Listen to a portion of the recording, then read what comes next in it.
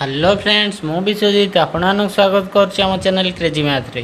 तो आज आपण बहुत ही बड़ गुड न्यूज अच्छी। तो आपण मैंने जदि अप्लाई कर आरआरबी ग्रुप डी तो आपण बहुत ही बढ़िया गुड न्यूज, कारण एवं आरआरबी ग्रुप डी रो बहुत शीघ्र एग्जाम होगा जाऊँगी। ठीक अच्छे, तो आज तार किसी ऑफिशियल अपडेट आसी। तो आम आरआरबी वेबसाइट को जीवा rrbs.gov.in रे जदि आम क्लिक करवा देखो ये फास्ट ऊपर आसूँ कौन ना CN number RRC 01/2019 level 1 post. ताने एठी जदि आम देखो ये नंबर 1 पोस्ट रे तार नोटिस ऑन एप्लिकेशन स्टेटस अच्छी।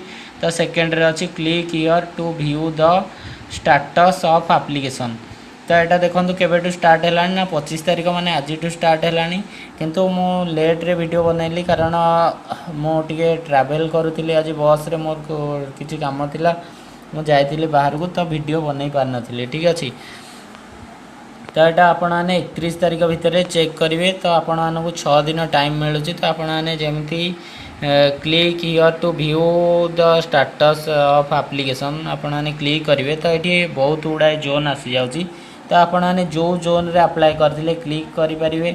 तो ये मु अप्लाई करी कौटू ना आमर east coast railway Bhubaneswar zone रू मु अप्लाई करी। तो मुझे क्लिक करुँची। कौन करेंगे ना आपणकर रेजिस्ट्रेशन आईडी आपण मैंने दे पारे। रेजिस्ट्रेशन आईडी दे दूँ। तो 1130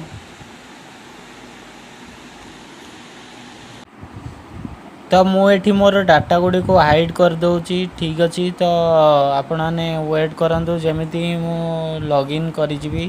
तो मुझे कहबी कि आपणकर स्क्रीन कौ टाइप देखा जदि आपण मैंने लॉगिन करुँच। जदि आपणकर सक्सेसफुल हो कौन स्क्रीन आसो, आदि आपणकर